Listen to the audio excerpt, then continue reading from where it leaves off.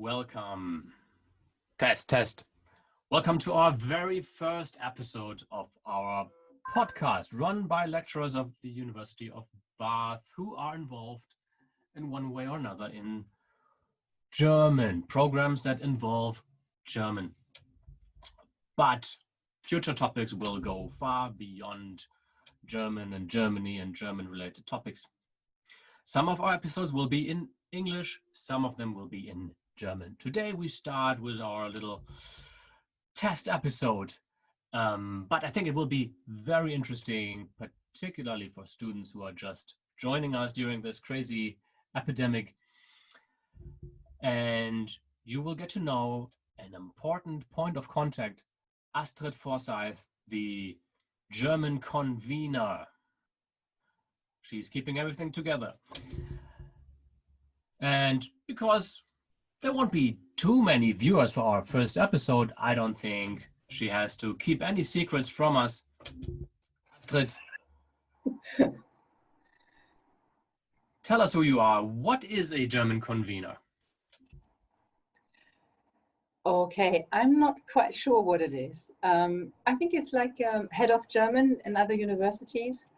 And all I do is I deal with anything to do with language, question of language, teaching of language. And that can entail grammar or vocab or text, current texts, films, and so on. So all of that, as long as it's German or a little bit of Austrian, it'll go my way. I had to say that. Yes, Austrian, very important. Can I apply for one of these programs even if I didn't have German in school? Yes, so far it wasn't possible because we didn't offer German ab initio, but from this year on we actually do. And that's something we tried to establish a long time ago. We really fought for it because we feel that it's a great opportunity. A lot of schools don't offer German anymore, and you're missing out. So if you want to do German as a beginner, you can definitely do that with us. And we offer different programs for that. So you can combine it with politics or with another language, whatever you like. So ab initio means from scratch, you can learn exactly. the language without having any prior knowledge. I didn't know that terminology when I started in Bath, though. Right, no. But it also means, you will be in a small group of people, you will really learn the language from experts and really at a good pace. So I think it should be successful. Okay. And have you understood everything, how the new semester will work during the pandemic? Because I'm still very confused. No, I don't. All I understand is that we will actually offer face-to-face teaching. And I think that's a great idea because I'm getting a bit tired of this kind of setup. I told you earlier, I would rather do this in person than as a Zoom meeting. So yeah, we will definitely offer some face-to-face teaching. And just in small groups, we will have to look at all the security measurements that we have, only 8 people in the classroom at the time and whatever this entails. So we will do that, yes. Mm-hmm. And the rest will be online. And again, the teaching, then we just have to adapt what we do and put it in a format that it can be enjoyable online as well. You can actually learn something. Yes, I'm looking forward to get out of here and go back to Bath, and hopefully the numbers stay low. I have to say, I live in Scotland. I'm commuting to Bath, not on a daily basis, but so part of me was also benefiting from this pandemic. It sounds horrible, but the commute is quite difficult. But I mean, after months of being at home, I would love to go to Bath now and do some in-person teaching. But let's hope the numbers, the COVID numbers, stay low as they are right now. We are actually allowed to use the university again. So you can actually go into your office now. If you tell security what you're doing, you're actually allowed up there again. For a time, it was completely a no-go area, really. Yeah. Okay. And how did you spend your lockdown? Tell us a little bit about yourself. You don't want to know. Yeah, I actually traveled a lot, which sounds a bit strange because that's what you were not supposed to do. But there are some reasons when you have to travel and when you are allowed to. So the whole of April, I was actually not here. I was somewhere. I was in Germany, and it was quite an interesting experience to see a country, or England or London, Heathrow, Terminal 5 in a complete lockdown. I was the only person there. There was nobody. There was maybe a cleaner or I think when I had to show my passport, there were about 2 people to look at it, and that was it. There was nobody. I took some interesting photographs, I mean, with no people on in them. And yeah, again, the same happened on the other end in Germany. It was just, everything we know is just so different without the people. So that was quite interesting to see, and not, sometimes it's positive and sometimes it's negative, obviously. I also traveled to Greece, as you can see.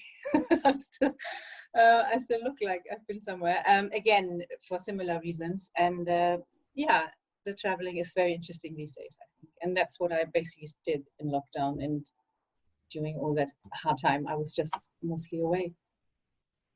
So how is Greece during lockdown? Is it It's great fun. well I can't say. organized? Are they taking it seriously or too seriously or not seriously at all? Yeah, I have to say, my sister lives on Crete, so this is an island, and things run a bit differently there anyway. But we all felt very safe. There are some very strict regulations for the people who live there, but for the tourists, it's quite easygoing, I must say. So, for example, you have to close down at 12, and at night, nothing is allowed to stay open beyond that. But yeah, you know, you can meet elsewhere. You can't go to a bar or a club or something, but you can go elsewhere. Yeah, and the Greek people, they have their own ways, or the Cretan people, I have to say. Yeah, I just know that some of the places I visited, if you look at it, there it's full of hand sanitizers and all the right things. But when you actually use it, you all of a sudden you realize it's actually not hand sanitizer you've got. It's raki mixed with a bit of blue color. So as I said, well, it does the same thing. I would have thought, you know, it's all very safe. Yeah, I think you can actually feel quite safe. And whatever happens there, I think if at all we bring the virus there, we're not taking it home from Crete or other islands, but that's only my experience. Is raki not a Turkish drink? Well, yeah, but don't tell that to anybody who lives on Crete. Okay. It'll be your last visit if you do that. Oh. Yeah, it's all the same, isn't it? All the same. Mm-hmm. Okay. Let's come back to Bath. So we have this strange distinction between language units and content units, which bewildered me when I started. Actually, it makes a lot of sense, but I could imagine for a language teacher like you, it can be strange because it could convey the idea that language teaching does not have any content. Can you say a little bit about that? Right. So are you just doing grammar sessions, right? Or do you actually combine your teaching with specific topics, which I assume you do? So we're back now at university, I can tell. Yeah, this is something a lot of people ask me about when I meet them at open days or departmental open days.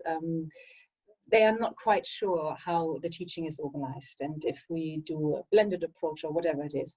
So it is a bit strange to have colleagues who only deal with topics like politics, sociology, or culture, or whatever is entailed in that, and then us language teachers who deal with the language more or less, yeah, on its own, which is not possible. So we also do contact, that's not contact, content, so contact as well.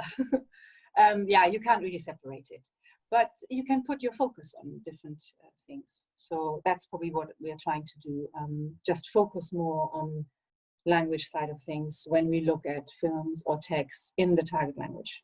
And that's maybe the main difference.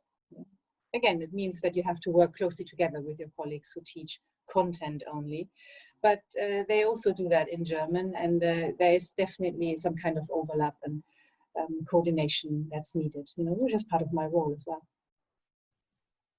If you could choose a so-called content topic where you were a content teacher, what would it be? What would you like to teach?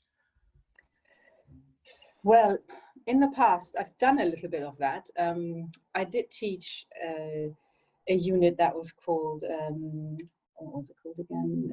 German Business Environment. So I can do something like that. But what I would really like to do is do something on history of art. You know, you explain what happens in a country by looking at some artwork, some sculptures, some paintings, other art, dance. You could look at anything like that. So I would definitely do that. I would maybe start and you know, combine that also with experiences I have. So I could imagine I could go into a classroom with a drawing or an etching of, let's say, the Potsdamer Platz in Berlin, you know. Mm-hmm. So, and I could just show the students what it looked like in, I don't know, middle of 19th century, where you just started with advertising on these big columns that they had, and you just had I think the electric lighting was just starting, so you could really see people were taking this place, this square, and making it a bit part of their life. You know, they didn't have to stay at home all day anymore. They could actually use it when it was dark. And then I would look back or look further on how it changed completely during the wars. And after the Second World War, it was just a field of nothing. Even the beautiful old buildings by Schinkel, they were all gone. They were all smashed up. And what was left was then completely demolished in the 60s. So I would be able to point that out, where the wall then was built in the 60s. And when I was a student later on in the late 1990s, I was actually cycling over that Potsdamer Platz. There was nothing. It was just a huge area of dust. Mm. You could see the street ending where I came out of Spandau. Yeah, Spandau. A bit further on, I think to Wedding I went, and then the road was ending, and there was just sand. You had to look over the whole square. It was massive, to find where you had to continue somewhere in Mitte or Prenzlauer Berg. You would find a little bit of pavement, and you could cycle on. So that's how I sort of met this square. And now when you go and look at it in 2020, well, you could find it empty again, but full of buildings. So I think you could do something like that. What would you do if you had to teach grammar? Grammar. Or vocal? Yeah, if you would have to teach something Language, that is language focused, what would you do? That would be a disaster.